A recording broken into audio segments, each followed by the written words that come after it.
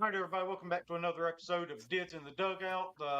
We are back with y'all once again this week to talk about the Rebels that have a legitimate shot to punch their ticket to the NCAA regionals this weekend. They travel to Baton Rouge Thursday, Friday, Saturday series coming up. Everybody's going to play Thursday through Saturday with the ACC tournament coming up. So this series gets kicked off Thursday night at 6 o'clock. So we're going to start diving into all of that here in just a little bit. Before we do, tell you all about our friends over at Rhythm, the absolute best sports handicapping app out there that's available. They've started WNBA now. I know that has started up. I haven't dove into it myself, but they have options for models on WNBA, NBA with the playoffs going on right now. And obviously, golf. We've talked about that a good bit. So, y'all go download it, subscribe. You get 7 days free to play with it a little bit, build your own models, have Rhythm build models for you. They have player props for the NBA as well, and kind of go ahead and start getting used to it to gear up for college football and the NFL coming up here pretty soon. So y'all go check them out. That's RITHMM.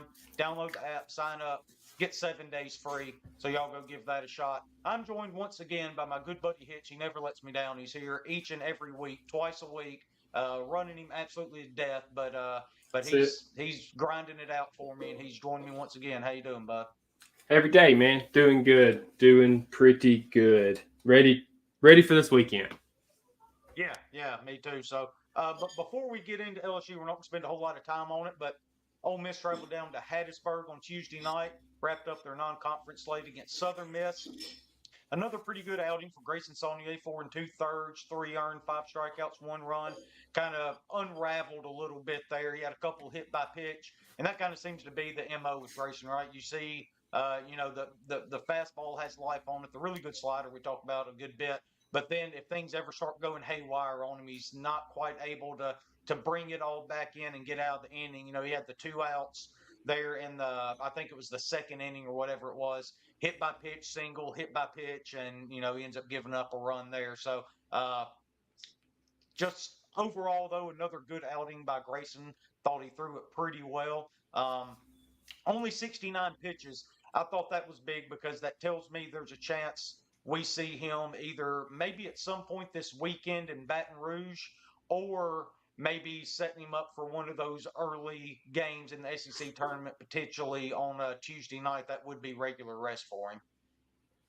Yeah, that makes a lot of sense. I thought he looked good at times, not so great at times. That's kind of Mm-hmm. my feeling on both Grayson Saunier and JT Quinn, right? Just Mm-hmm. inconsistent is the word that comes to mind. Man, I don't know if this. I need to go back and look if I can even find it, but it felt like last night, and it felt like I was reliving trauma from all year last night. Like I said, I don't know if this is true. We'll have to check, but it just feels like we get 2 outs on guys sometimes and just completely forget how to pitch. Just Yeah. I just completely, we hit a guy. I know the first guy that Sonya hit, he made an incredible pitch, the first pitch, right, to get 0-1.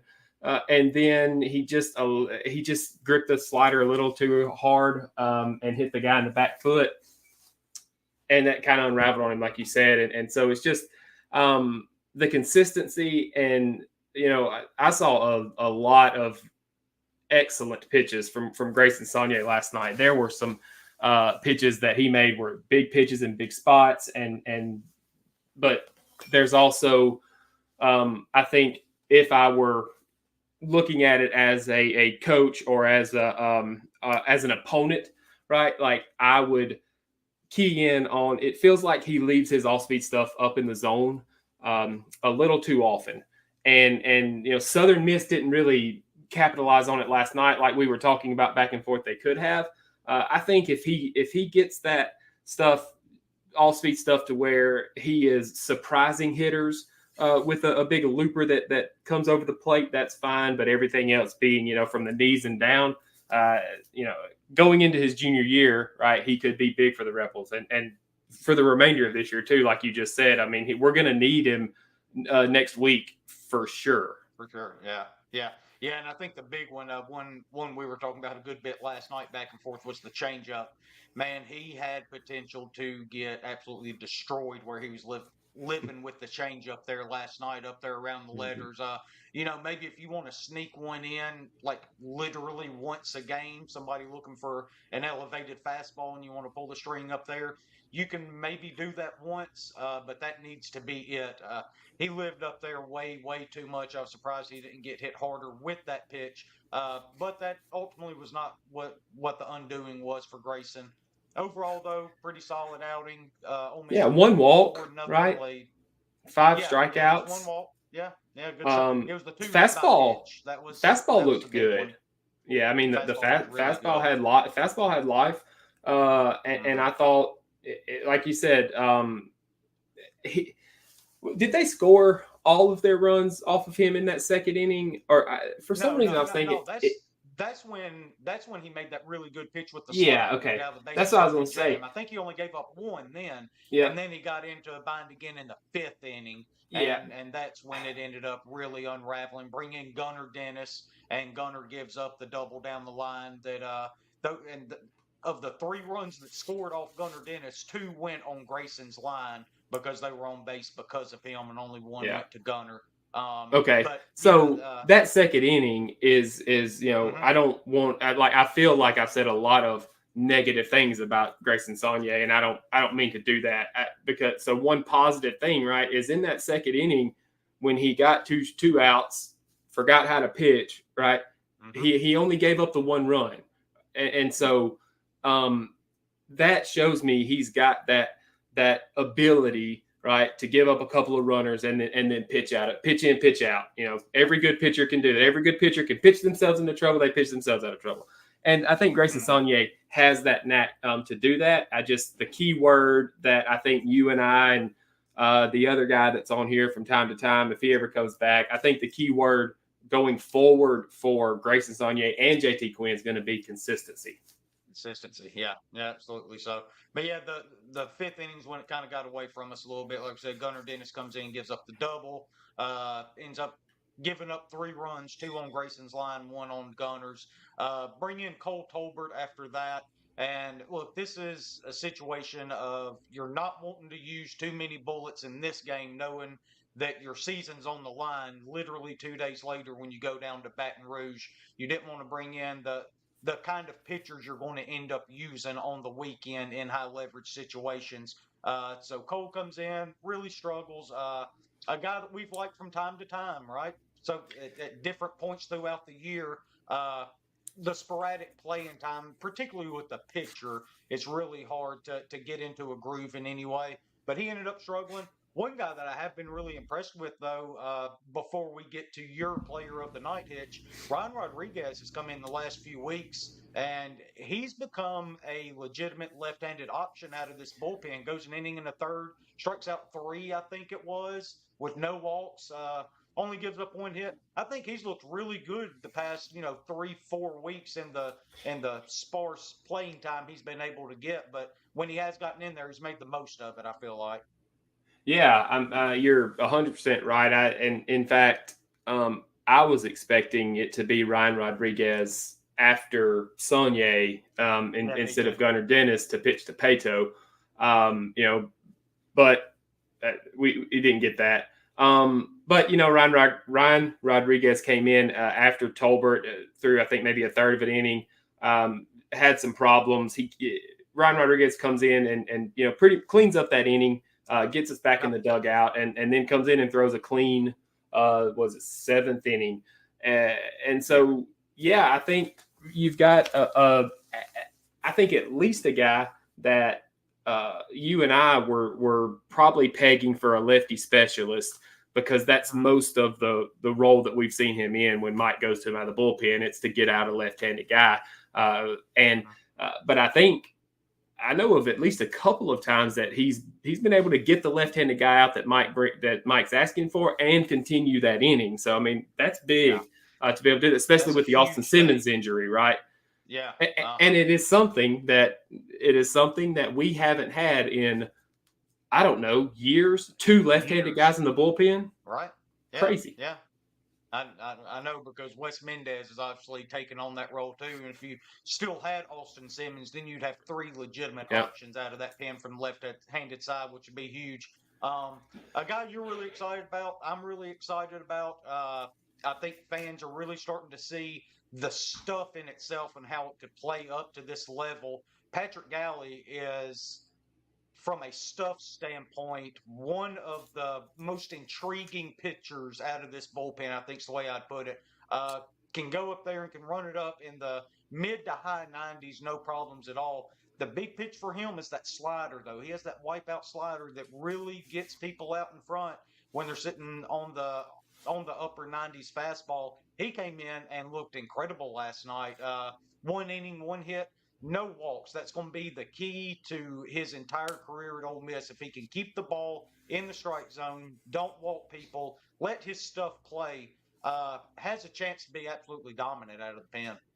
Yeah, I mean, I know you mentioned the slider there. The pitch that gets me excited is the splitter that he's got. It's filthy. I heard whoever the guys were doing the game last night, I guess they had a gun up in the booth, and they said, I think, I could be, I was sitting out in the garage watching the TV out there, so sound may be a problem, but it sounded like they said on one pitch he hit 99, which would have been the fastball, and then the next pitch was 92, which would have been the slider.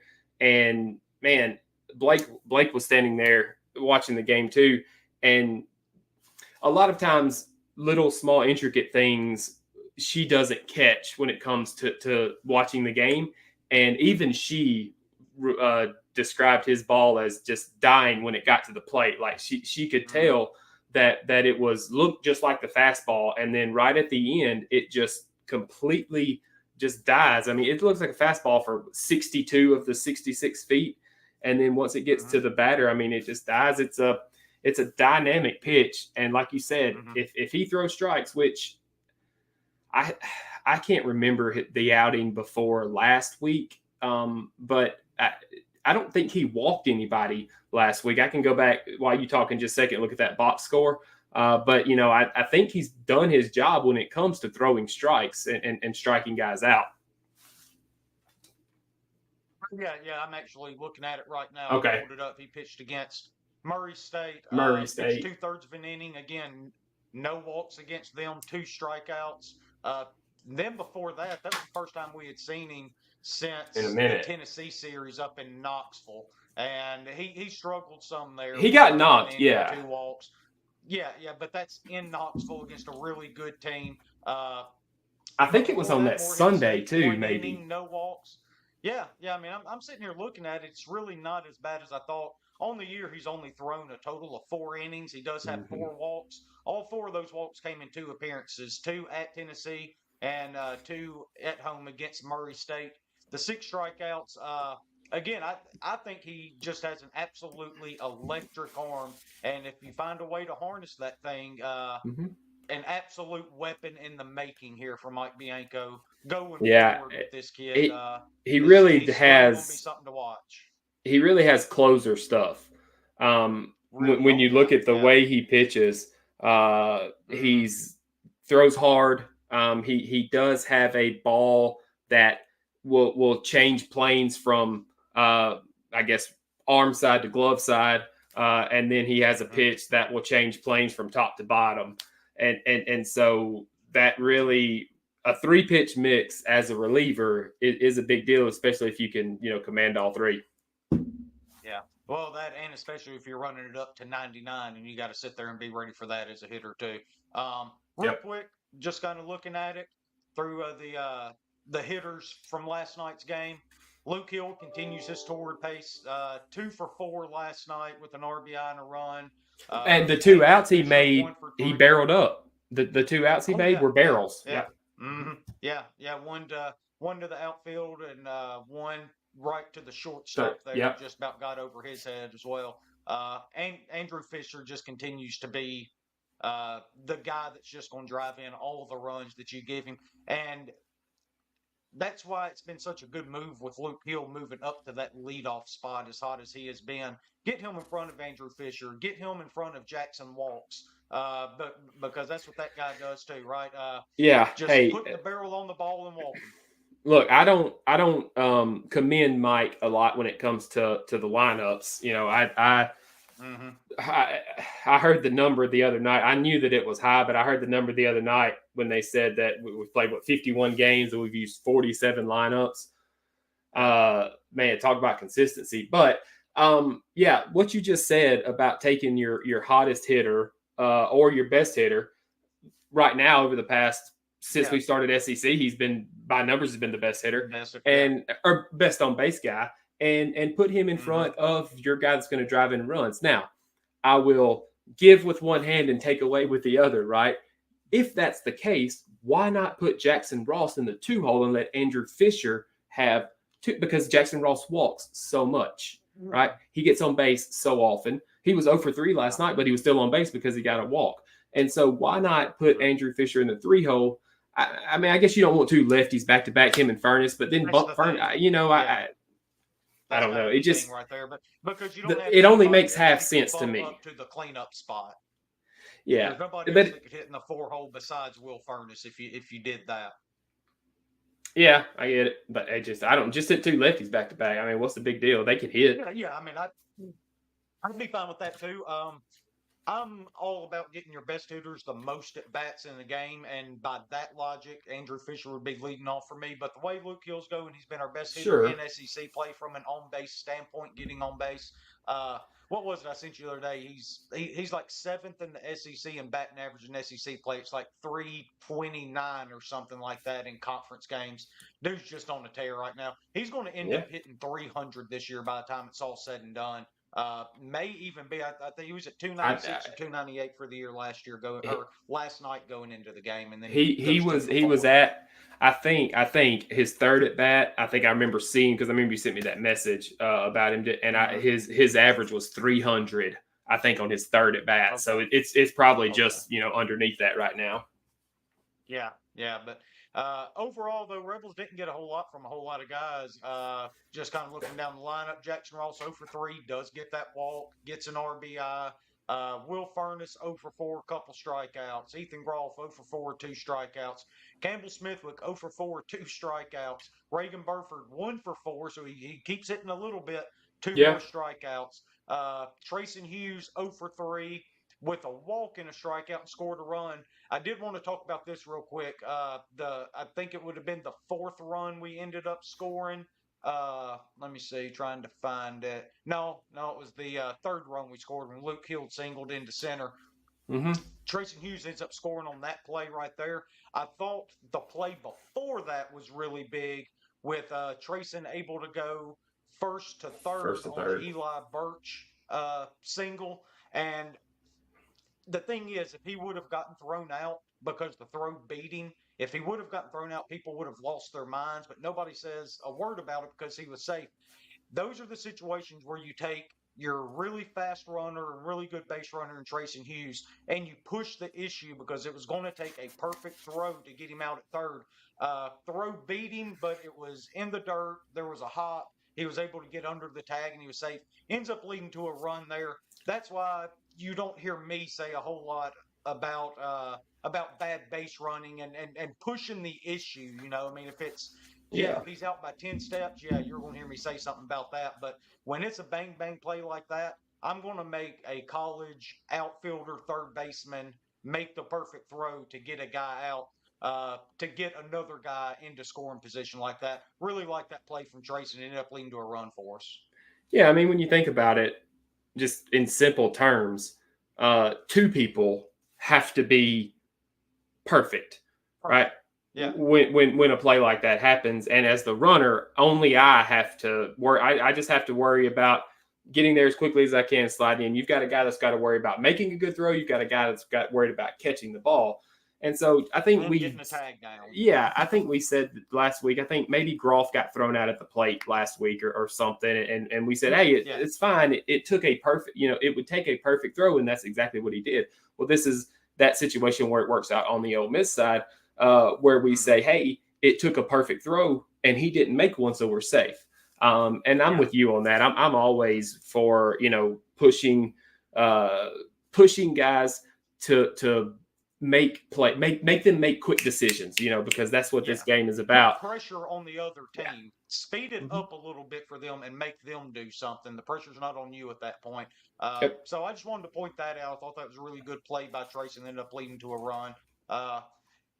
It kind of sounds weird, Hitch. Is Eli Birch maybe coming around a little bit? He had a couple good swings. One led to a hit last night, and then he ended up with, what was it, 1 or 2 hits over the weekend. I mean, this isn't a guy that's going to carry you offensively, but if you get anything at all out of him, out of the 9-hole with the defense he provides you behind the plate, that's when you start seeing the makeup of a complete lineup. I just thought it was interesting that he was able to collect another hit. He looks more comfortable at the plate outside of the slider that was 15 feet outside and in the dirt that he swung and struck out on early in the game. Outside of that, I thought he had some pretty good plate appearances, though. So I was just encouraged by that. I wanted to point that out as well.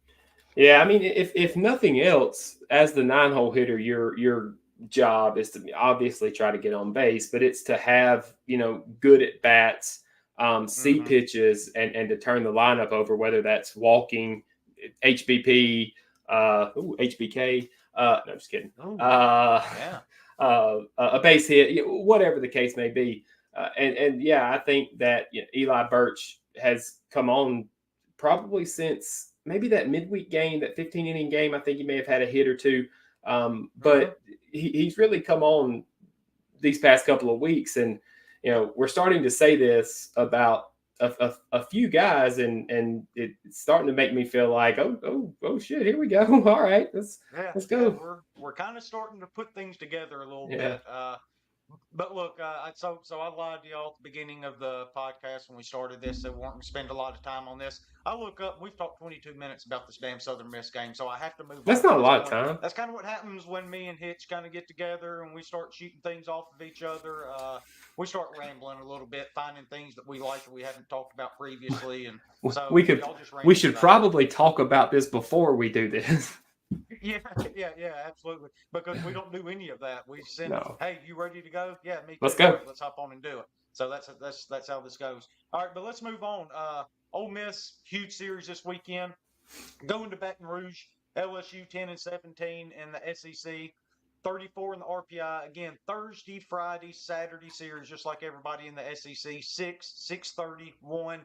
Be ready to cheer on your Rebels because, look, I think it is. I think Ole Miss is favored to win 2 of these games with the way we're playing right now.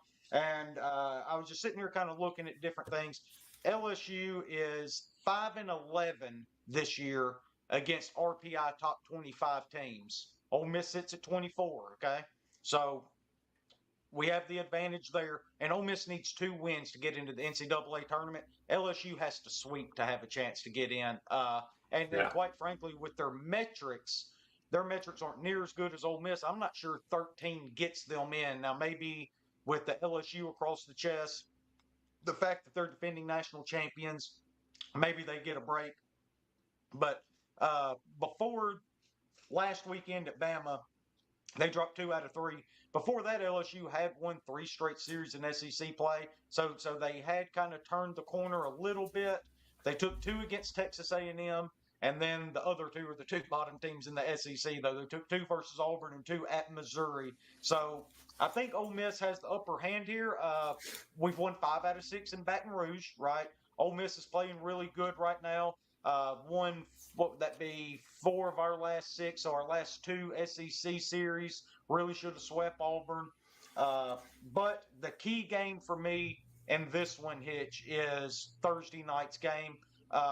Chase Parham tweeted out before we went on that they were holding Luke Holloman for Friday night. That's their ace pitcher, the transfer from Alabama. He's been absolutely dynamic. That's the one you look at. Really, it works out best that they hold him till Friday. But looking back on it, we found that he hasn't started a game 1 of an SEC series since the Vanderbilt series back on April 4th, right? They've been going with Gage Jump. That's who they're going with again on Thursday night against the Rebels. So I think that's more of a matchup issue that Jay Johnson's trying to play. He's trying to hold his ace to get that second game of a series to give his team an edge and an advantage. one thing that's interesting about that, I went back and looked at every SEC series they played this year. Mhm. They are 4-6 in game twos. So they're not getting the advantage that he thinks they're getting by pitching him on Saturdays. If anything, uh, maybe it's kind of hurting their confidence a little bit. That's why I think Thursday's so big because they have to take all three games. They're not throwing their ace.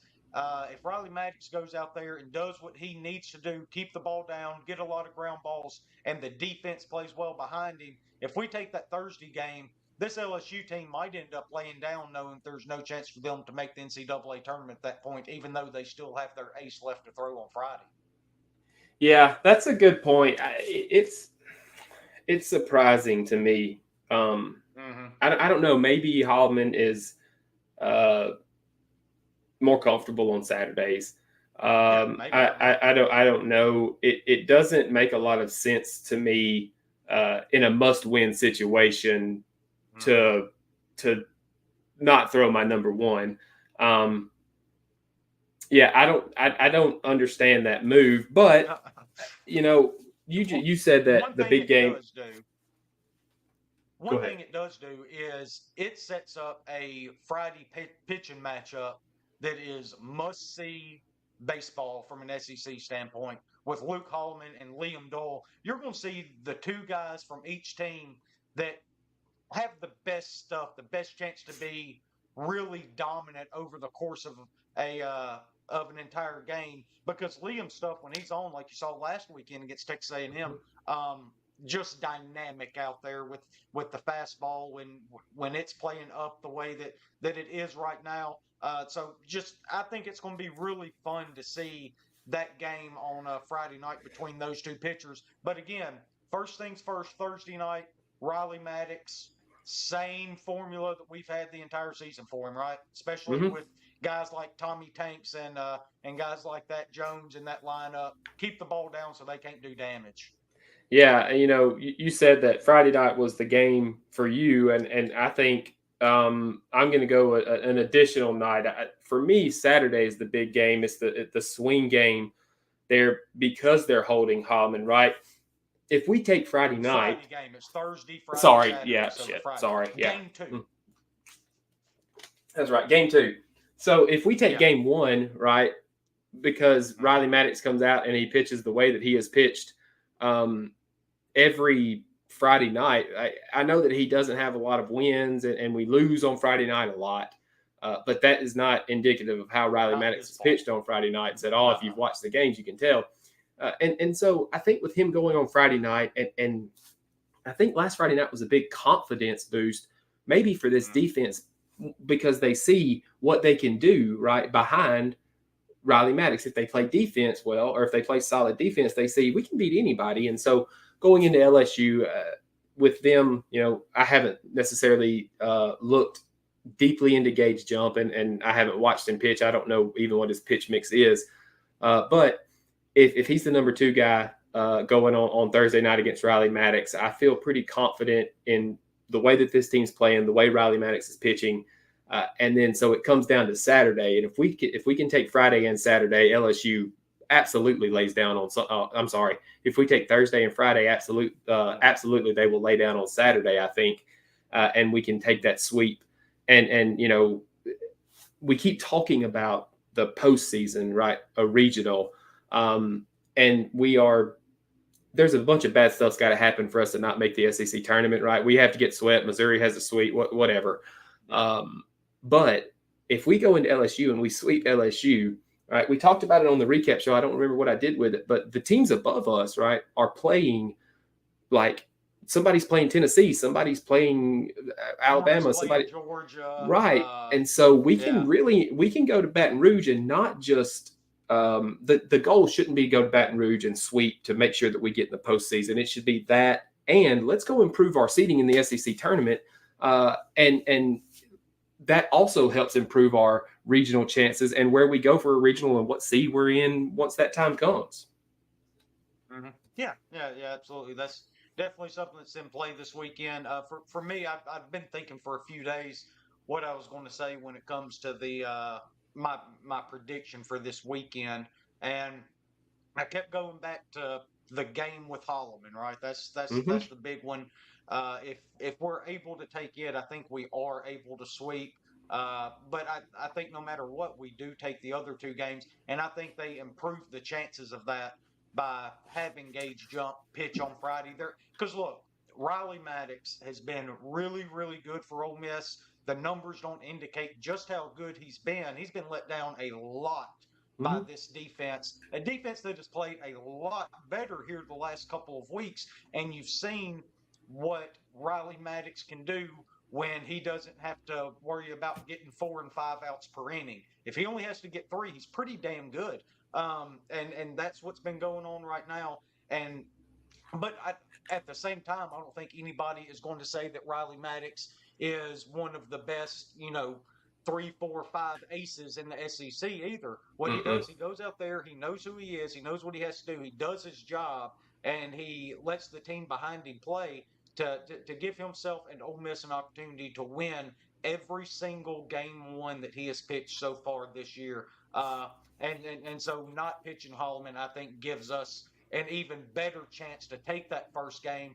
And if we take that, like I said, I think with Liam Doyle going, it's just going to be really interesting how the series plays out. And look, from a motivation standpoint, this isn't just about the NCAA tournament, from the SEC tournament. Um, we've got a couple Baton Rouge guys on this team.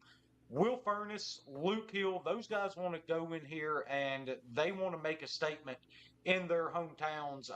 Well, that's not where Will Furness is from. It's where Luke Hill's from, but Well, we might all as well know be. Will's story. Yeah, Yeah. yeah, with his dad Eddie. They want to go in there and they want to make statements against LSU and in Alex Box Stadium.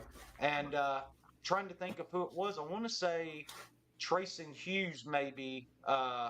Either him or no, maybe it was Andrew Fisher. One of them was looking for an LSU offer coming out of either high school or transfer portal, something like that, and didn't get it. They pointed out during one of our interviews Hmm. that there's a chip on their shoulder when they go play down in Alex Box too. So we got guys that are not only motivated from a team standpoint but a Yeah. personal standpoint, want to go down there and make a statement. So that's going to be a lot of fun to watch this weekend too.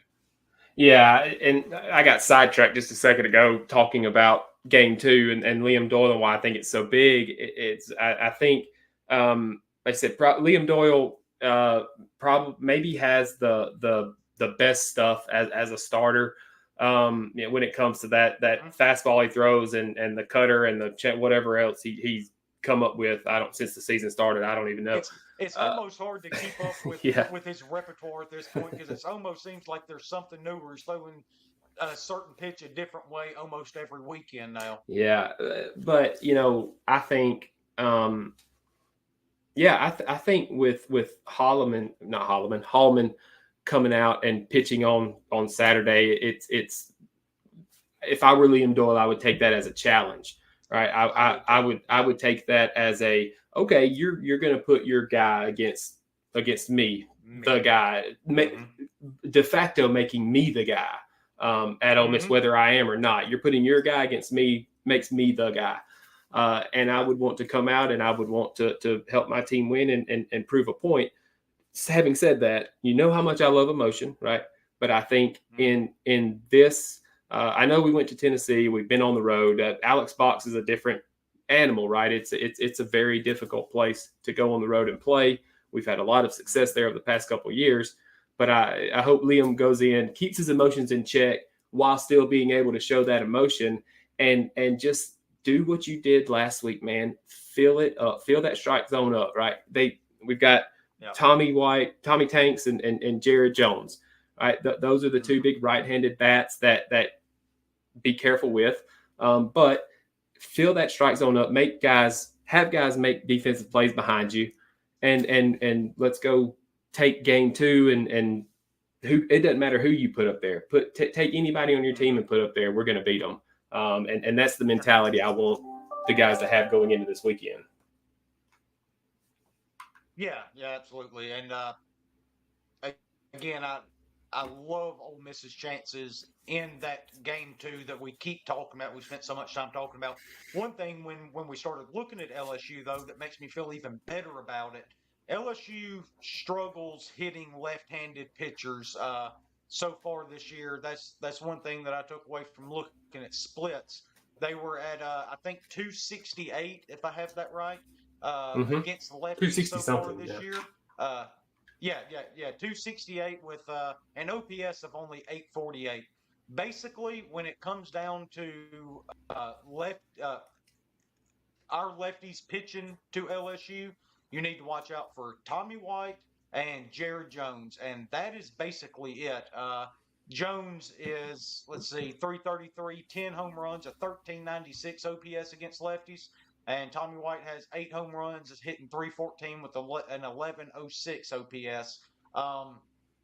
After that, trying to find the highest OPS with any sort of sample size here. There's a 757 from Stephen Milam with 49 at bats, 897 Michael Braswell, but then you got a 696, 562, 648, 739, 677. Just up and down the lineup, they really struggle handling lefties. That's just something else that goes into our favor here. It's kind of funny because the last several weeks, I always think about the A&M weekend. We start off like, well, Hitch, I've got positive stats for you. Didn't think I'd have anything for you. And then I gave you the road numbers and what they've done lately on the road. These just kind of jump out to you to where, we didn't have to dig a whole lot to find anything positive for Ole Miss here. They really struggle against lefties. So, again, that Friday matchup against the two pitchers with the best stuff, I'll say it that way, with LSU and Ole Miss is going to be a lot of fun.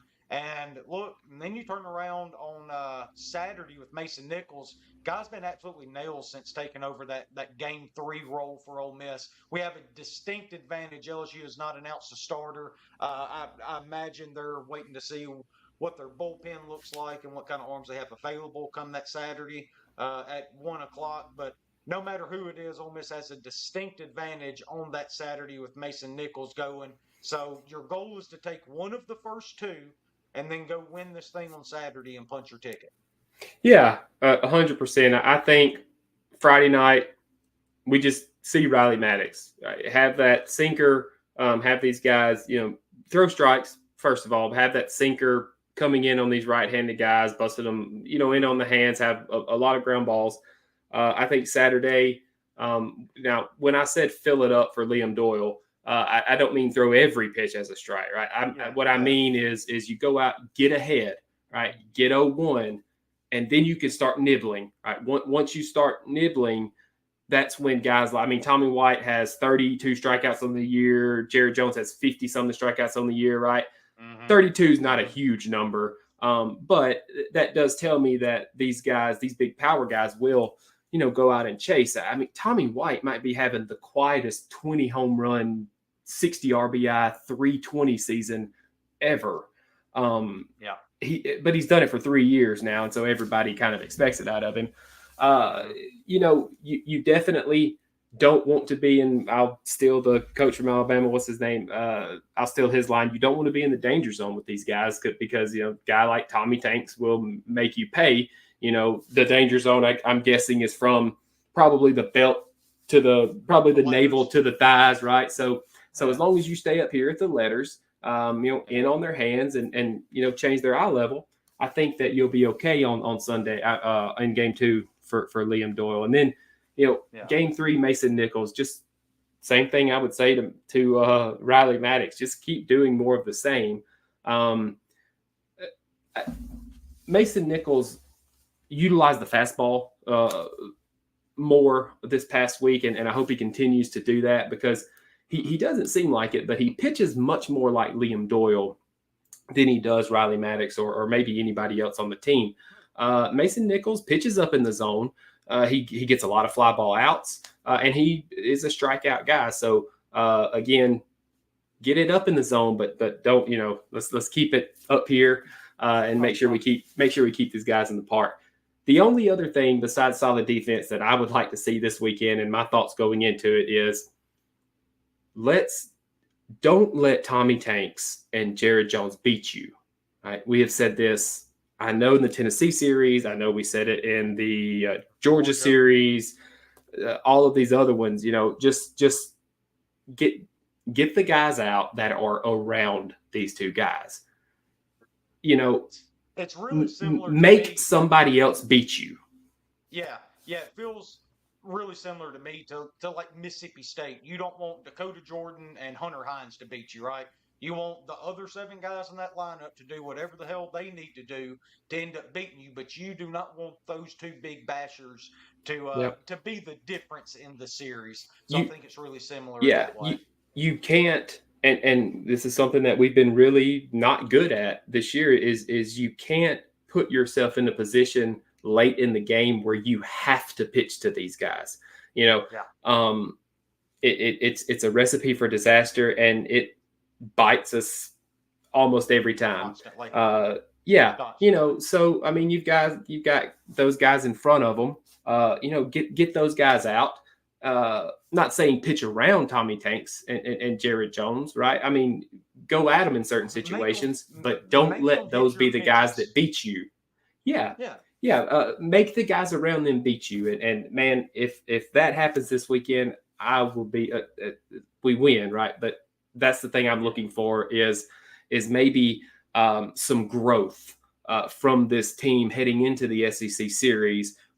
Because I know that Mike Bianco is not a stupid person. I know that he's not dumb. I know that going into these series, he's got guys, and he says, we're not going to let him beat. Charlie Condon is not going to beat us.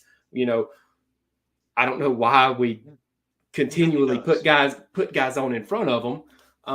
But hopefully this weekend we've seen some growth. Our defense has gotten better. Things like that. Maybe this is the next step in the growth is we stop hitting guys and stop walking guys in front of the boppers for the other team. Yeah. And look, I know me and Hitch, look, we spend so much time on this pitching staff. I think it's mainly because me and him both truly believe that you can't be a good baseball team without a good pitching staff. If you don't have it, you're not going to win games. You're not going to go to the postseason. So just to kind of wrap up the pitching end of this, wanted to bring up a few bullpen names that I think have been really dynamic for us. We talked about Josh Mallett. Looks like he's getting back to more his pre-Tommy John form, especially the fastball. Something we talked about for several weeks now. We want to see him utilize more. He's doing that. Connor Spencer, put him in the game when it's tied or it's a safe situation. If it's not that, leave him the hell alone. But big high leverage situation, give me all the Connor Spencer that you got, because he's been really electric in those situations.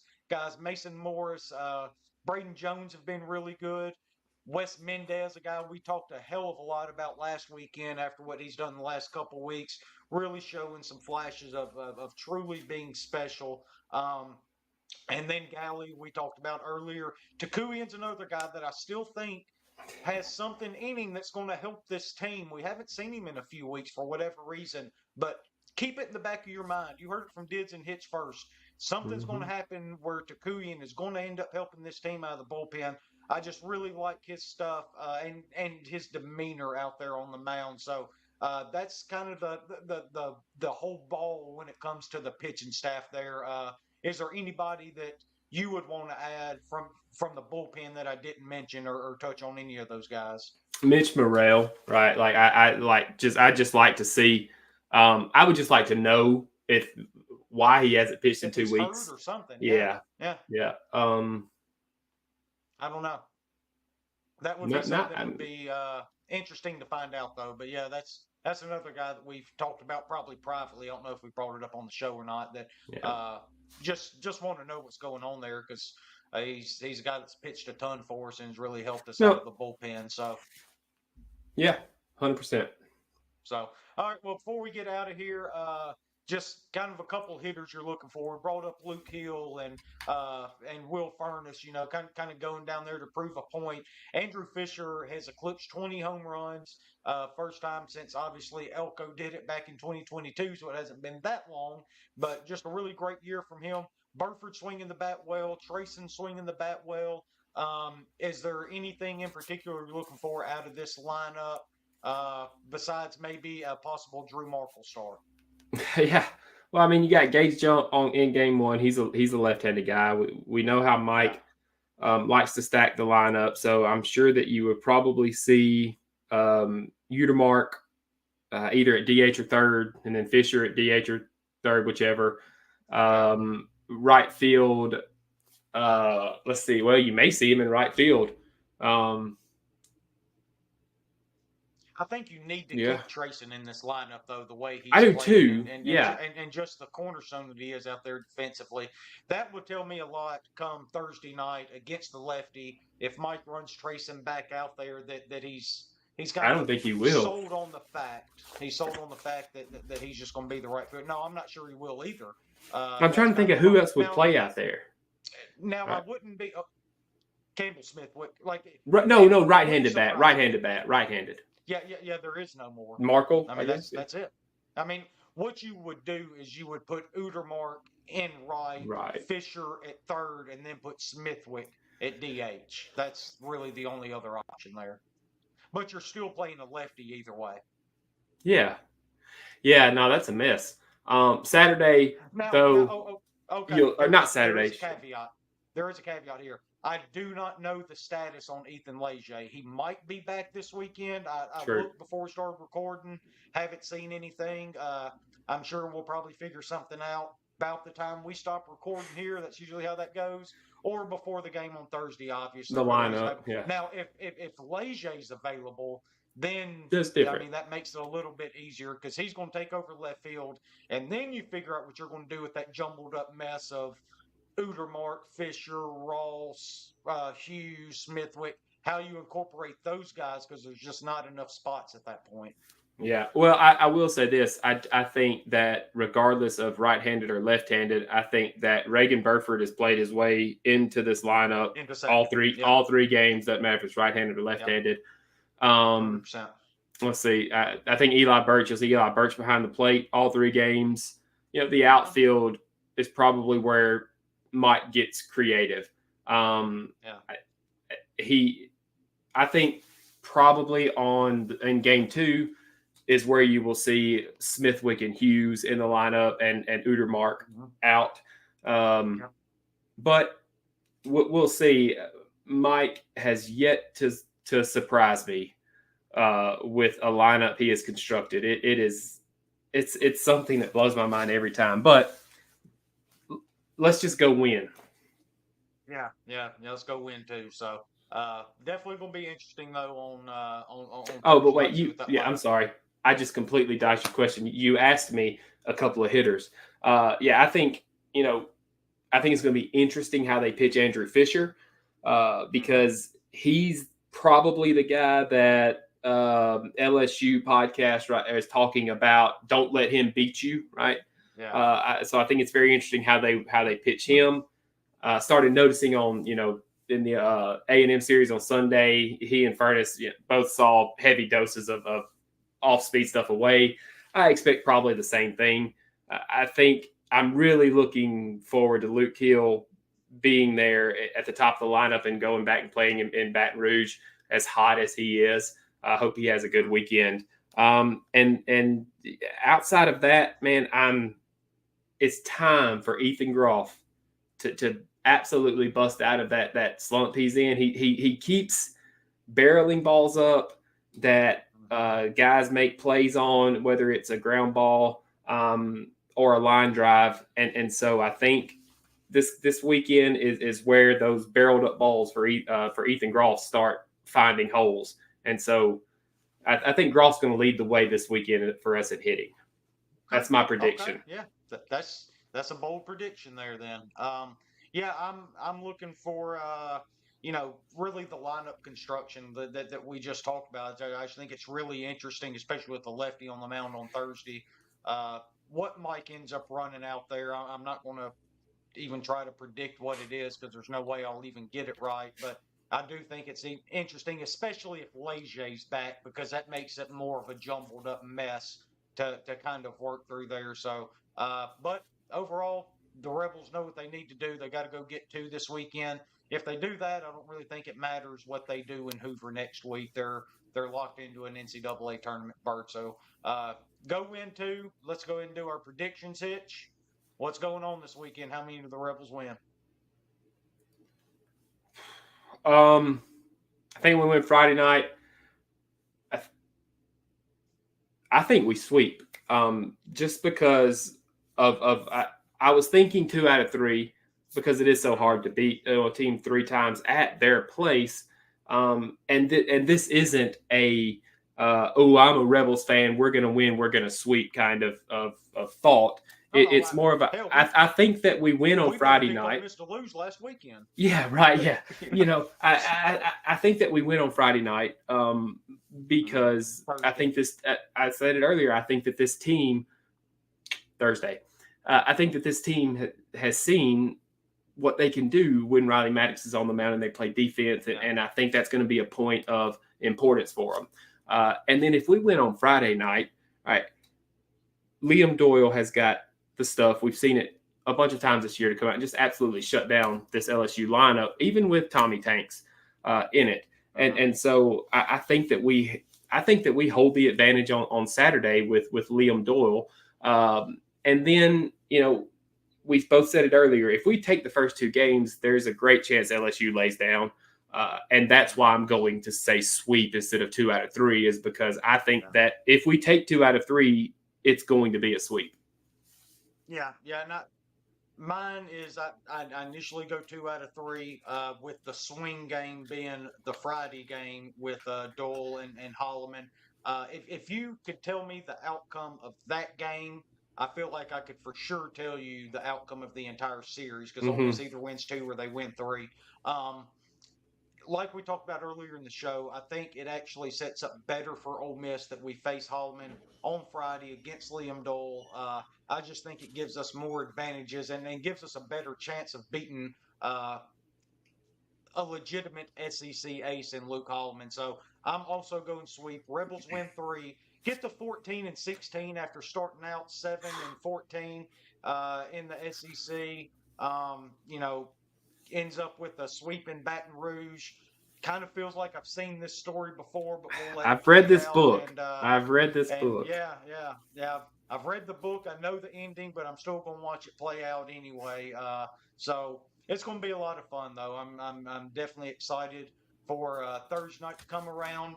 So we'll go ahead and wrap it up there with that. No matter what you heard Hitch say during this podcast, please, God, remember, it's Thursday, Friday, Saturday, okay? It does not start on Friday. The game, Friday, every time he says Friday. Friday, Saturday, Sunday. Let's see. Friday, Saturday, Sunday, 5:30, 7:30, 2:30, right? All right. Y'all follow him, you'll never see a pitch. Thursday, Friday, Saturday, 6:31. The Rebels go to Baton Rouge, try to punch their ticket to the postseason and get that regional berth. Hitch, I appreciate you being here, buddy.